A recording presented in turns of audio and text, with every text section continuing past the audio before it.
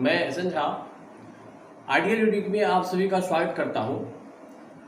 आज का मुख्य रूप से वीडियो है हमारा कैवर्त पुराण, देवी भागवत, उपनिषद, वेद।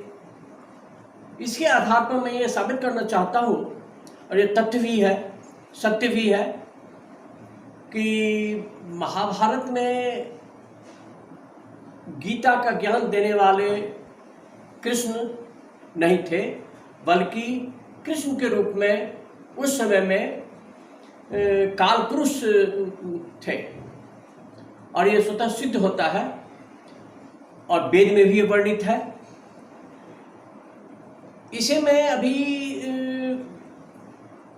सामने में रह करके न बोल करके एकाग्रचित होकर के अलग से बैठ करके इसको व्यक्त करना चाहता हूँ, ताकि अचानक या जल्दीबाजी में हमसे कोई पॉइंट छूट न जाए और सुनने वालों को तर्क संगत न लगे।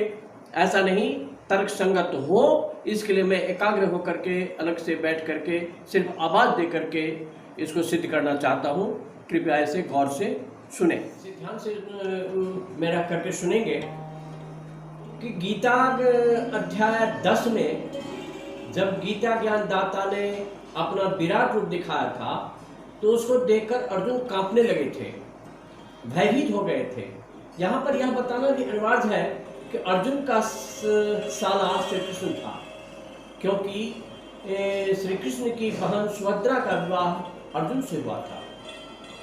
गीता ज्ञान वक्ता ने जिसमें अपना भयंकर रूप दिखाया, जो हजारों भुजाओं वाला था, तब अर्जुन ने पूछा था, हे देव, आप कौन हैं? अभी विचार करने की विषय है। जबकि वो साला था और जानते थे कि कृष्ण हमारे साथ हैं, सारथी हैं, फिर वो ऐसा क्यों कहा कि आप कौन हैं? एक सहस्त्रबाहु चतुर्भुज रूप में दर्शन दीजिए। हे सहस्त्रबाहु, आप मुझे अपने चतुर्भुज रूप में दर्शन दीजिए। परंतु उस समय में श्री कृष्ण के शरीर से बाहर निकलकर काल ने अपना अपार विराट रूप दिखाया था।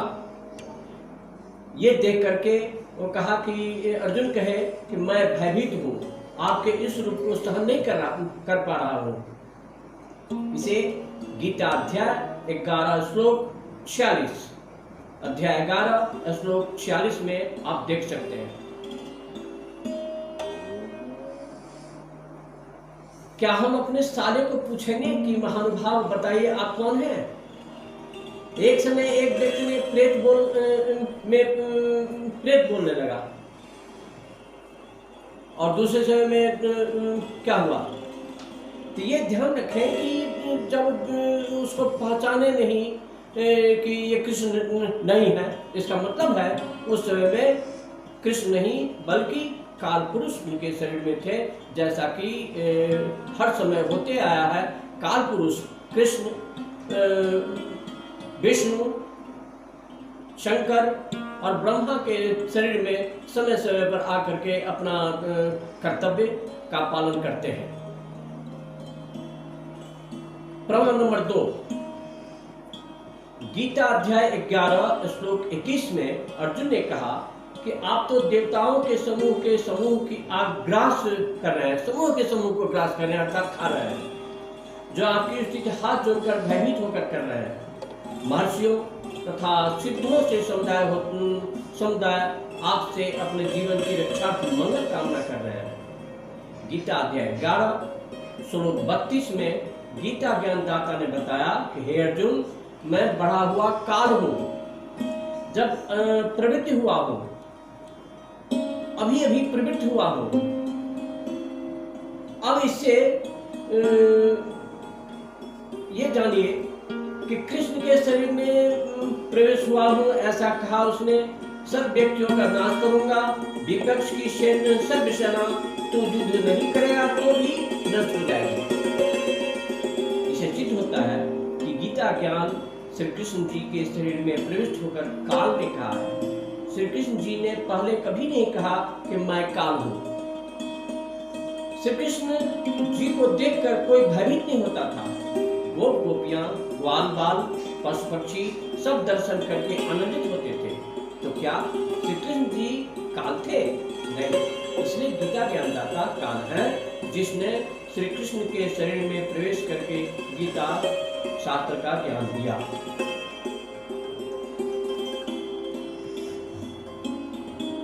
प्रमाण नंबर 3, गीता अध्याय 11 श्लोक 47 में गीता ज्ञानदाता ने कहा कि हे अर्जुन, मैंने प्रसन्न होकर अपनी शक्ति से तेरी दिव्य दृष्टि खोलकर यह विराट रूप दिखाया।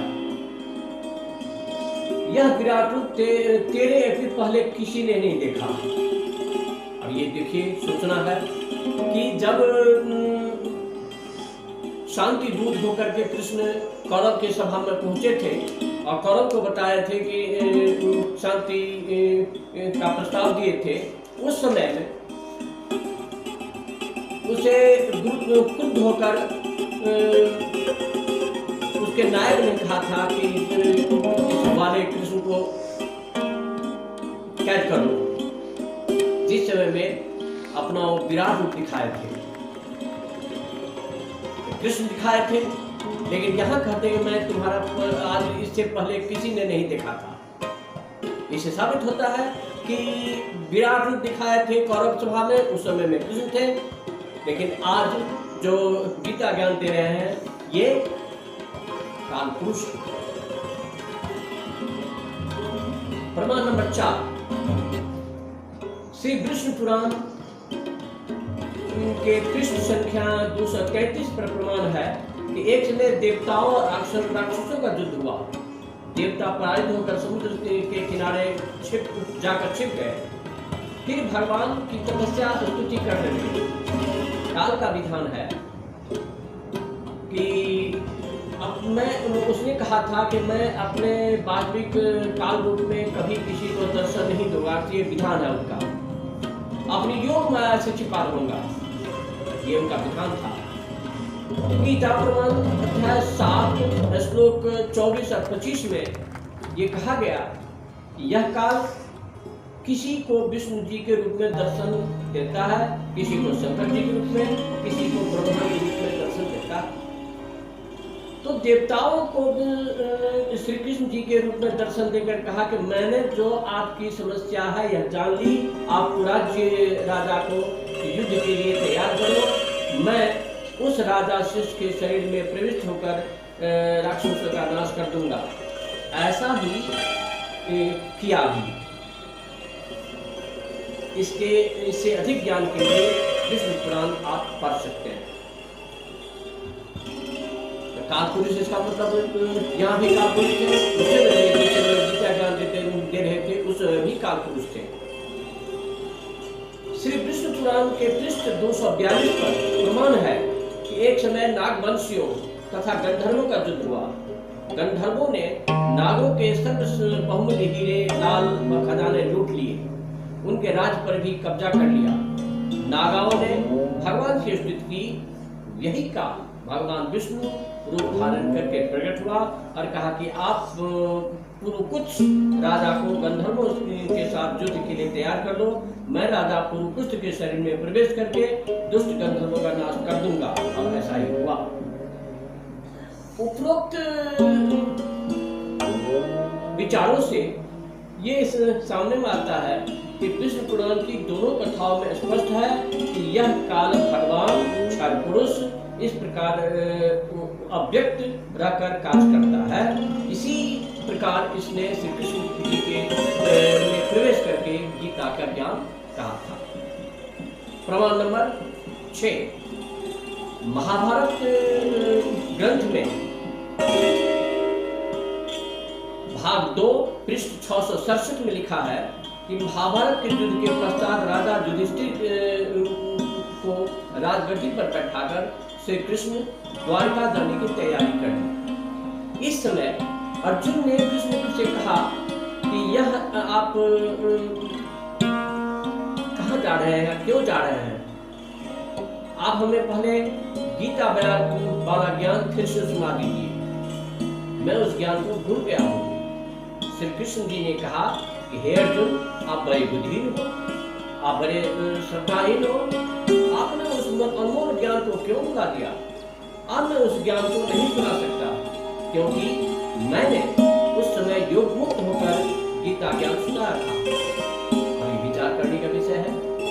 युद्ध के समय योग हुआ जा सकता है, तो शांत वातावरण में योग होने से क्या समस्या है? वास्तव में यह ज्ञान काल ने श्री कृष्ण में प्रवेश करके बोला था। इससे स्पष्ट होता है कि गीता के ज्ञान श्री कृष्ण ही, बल्कि उनके शरीर में हमेशा आते रहने वाले जो ब्रह्म काल पुरुष, जिसे क्षर पुरुष भी कहा जाता है, वे ही इस शरीर में उनके शरीर में प्रवेश करके आए। एक और प्रमाण है, इन्हें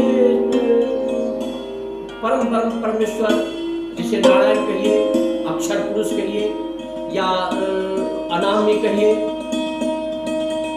निराकार कहिए, वो भगवान ने श्राप दिया था कि तुम्हें 101 लाख व्यक्तियों को, जीवों को ग्रास करना है और 1.25 लाख जन्म देना है।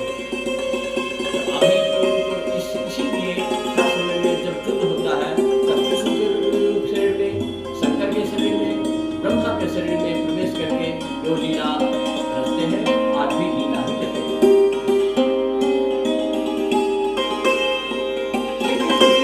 तो स्वयं तो यह गीता ज्ञान यदि ये भक्ता को सब ज्ञान ज्ञान करना चाहिए। श्रोता को तो प्रथम बार 40% 50% याद रहता है। गीता ज्ञान का ज्ञान श्री कृष्ण जी में प्रवेश होकर काल पुरुष या क्षर पुरुष या ब्रह्म में कहते हैं, प्रमाणों से स्पष्ट होता है। श्रीमद् भागवत गीता का ज्ञान श्री कृष्ण ने नहीं दिया, उनको पता ही नहीं कि क्या काल पुरुष ने। इसे मैंने जहाँ तक हमको याद था, मैंने पेज संख्या, श्लोक संख्या, अध्याय संख्या सब बताते गया हूँ। अब अपने संदेह को मिटाने के लिए इसे देखें तथा इसे सार्थक करें। वैसे भगवान की लीला को कोई समझ नहीं सकता है। भगवान एक है, लेकिन शिष्य की रचना हुई परम ब्रह्म और ब्रह्म 3 रूप में दिखाया गया है, काल्पनिक के रूप में। और उसके बाद ब्रह्म से 3 ब्रह्मा, विष्णु और महेश का प्रादुर्भाव हुआ है, और सभी एक दूसरे के प्रति भक्त करते हैं। इसलिए हम मानव पुलिस के रह जाते हैं, ईश्वर के नाम से भक्ति करते हैं, भक्ति करते हैं और भगवान का आशीर्वाद प्राप्त करते हैं। ये हमारी शुभकामनाएं हैं, और हम सबको खुश रखें, हमें भी खुश रखें। धन्यवाद।